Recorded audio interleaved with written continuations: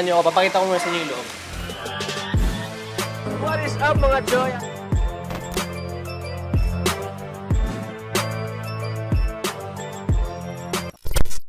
So, what is up mga Choy? I am back with another vlog. And for today's video, marami tayong gagawin. Well, sakto lang naman, di naman sobrang dami. Pero samahan nyo muna ako. Ihatid yung kapatid ko sa tutor niya. Tapos pupunta tayo sa Easy Mart dahil meron tayong makukunin na ipapamigay natin sa Pasko. Kumbaga, gusto ko lang din na makatulong din tayo sa mga ibang tao. Ako at saka yung girlfriend ko, magbibigay kami ng pang Noche Buena ng mga tao ngayong Pasko. And then, dadaan tayo dun sa bago nating bahay. So, yung project house natin, papakita ko rin siya sa inyo para naman magkaroon kayo ng insight kung bakit din sobrang naging busy ako. Ito rin isa sa mga dahilan na yun. Ngayon, hatid ko muna yung kapatid ko, Easy Mart, tapos dun tayo sa bagong bahay. So, let's go!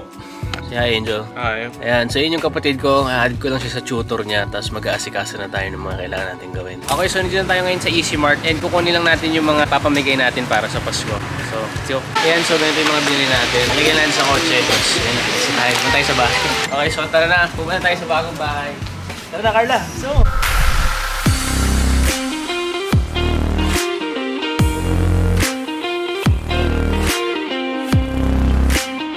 okay mga Choy, so pagkatapos natin ihatid yung kapatid ko, pagkatapos natin pumunta ron sa Easy Mart para kunin yung mga papamigay natin sa Pasko. Andito na tayo sa bagong bahay, yung project house natin. So, samahan nyo ako, papakita ko muna sa inyo yung loob. 3 floors to, so yun yung nagustuhan ko dito. So, kita nyo naman, ginagawa pa siya kasi nga project house pa, di ba tapos? So, aayusin pa natin ng mas maganda dito sa loob para mas maganda yung mga interior design niya. So, dito ang naisip ko, lalagyan dito ng mga pang laundry, o kaya dito pwedeng tambayan dito sa baba. Tapos dito sa likod, yung parang dirty kitchen natin. Kaso ano, pinakaharang eh. Pakita mo, Carla. Lalagyan natin ng bakod dyan. Yung sa gilid, lalagyan natin ng bakod. Okay, so ngayon naman natin tayo sa second floor. Mabilis na tayo dito na, pakita ko sa inyo. So dito tayo sa second floor. Ang maganda dito, ang gagawin natin is dito yung kitchen, ito yung dining area pala. Pwede rin natin lagyan dito ng magandang dining table. Tapos dyan, yun yung kitchen natin. Lalagyan natin dito ng mga lutuan, lalagyan natin ng mga magandang gamit para naman aesthetic yung bahay natin. Tapos dito, meron ditong terrace. Ayan, ang maganda dito, repaint na nila yung sahig kasi nagbabakbak na yung paint niya. Inaayos din natin yan. And then, lalagyan natin ng aircon dito pero split type, hindi yung window type. So split type yung nalagyan natin dito ng aircon.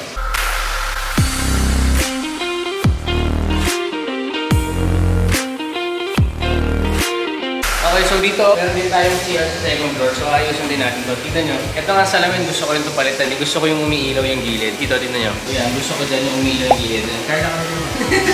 Okay, so dito tayo sa third floor. And si Kuya gumagawa, nagpipintura si Kuya. Meron din tayo sa third floor. Dito naman, third floor natin. Meron dito 3 kwarto. So noong una naisip ko, gawin na lang isang buong kwarto tong isa. Pero parang mas maganda na meron tayong walk-in closet. Tapos meron din tayong kwarto na masters. Tapos computer room ko, kumbaga. So ito yung iniisip ko kung ito ba yung gagawin kong computer room or walk-in closet. Tapos dito naman, ito actually yung first choice ko talaga kung computer room to. Or gagawin lang siyang walk-in closet. Pero syempre, may salamin dyan, nakita. Ba't magagawin walk-in closet dito, diba? So, most likely din yung mangyayari. Meron din tayo ditong CR. Again, itong CR na to, gusto ko itong palitan din yung sink syempre. Kasi ang liit. Tapos ito rin, papalitan natin yung salamin. Yan, pati yung shower, ayusan natin. Inaayos pa kasi talaga siya. And last but not the least, hindi naman sa kalakihan. Dito ako magsistay. Pag gusto ko magstay dito, ito yung kwarto ko. Ayusan din natin to. Pero pinag-isipan ko bang mabuti kung papatibag natin tong divider na to na dingding na to eh. Hindi ko pa talaga alam. Ang maganda lang dito, syempre, kita mo yung kapitbahay mo.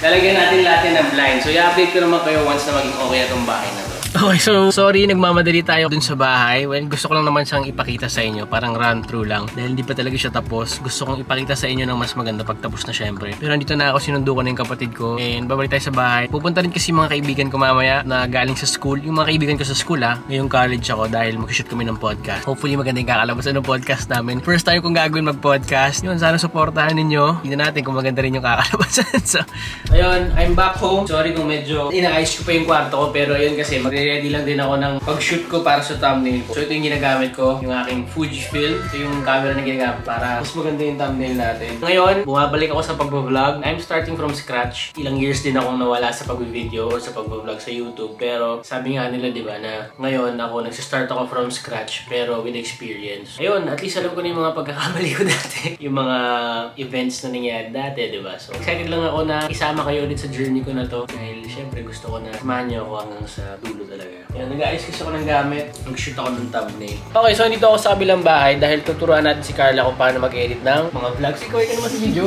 Kaway ka. Pakita ka. Bilis. Pakita ka. Oo, kaway. Tapos nandito rin si Mama, oh. Sayang nga, hindi ko lang pwede mo-vlog lahat eh. Kung pwede ko lang i-vlog lahat, #1 trending tayo sa buong Pilipinas. Sabi Oo, bakit magkakabait ka? De, pero yun nga, inaayos namin tong computer. Pakita ko sa inyo. Kasi nga, tutulungan na rin ako ni Carla mag-edit dahil para mas mabilis yung production natin. So, pwede siya mag-edit, pwede rin ako mag-edit. Mas maganda. A few minutes later. Ito na, ready na kami mag-shoot ng podcast? Ready na. Tara na, boys. Pasok na dito. So, dito yung setup namin. Dito kami sa loob ng entertainment namin. Pero lilipat kami dito sa pwesto na to dahil syempre, mas maganda dyan. Medyo maalat kasi doon. Sabi yun. Ako yun. Ikaw nagsabi. Ako yun. Yung studio type. Sa nag-meeting kami ni Hitler. Gagi, alam niyo yung 21 Jump Street? Yep. Si, si Korean Jesus, di ba? Korean Jesus. Ito si... This one. Bakit ako galing nyo? Yan. Oo nga, maitim ako! Mahaba buhok ko! Korean mushroom. Oo na lang hiya no. Bagong girlfriend. Ewan ko, Georgies. Pakita mo. Pakita mo, son. Ay, OA! Ay, gulat ako. Akala ko, buyang kikitain. Lalaki. Oh. Parang nakita ko na to. Saan? Ako nga yan. Ayaw mo nang makita. Bomba. Boom. Clat. Bombo. So, tapos namin mag-podcast and I guess that is it for this vlog. Nakita niyo na yung bagong bahay na pinakita ko sa inyo. Mag-ayos tayo ng kwarto doon para sa mga podcast or kung ano man gagawin natin. Pero ayun nga, I hope you did like this video. If you did, don't forget to click the subscribe button at yung bell button para ma-notify kapag meron ako mga bagong vlog. Yan. So, ito, may mga Instagram din to mga kaibigan natin. Facebook, i-follow nyo sila. Tsaka TikTok, i-follow nyo sila. Lalagay na lang natin yun dito. Like ang sinasabi, if you believe in the dream turns into reality. Ingat kayo palagi.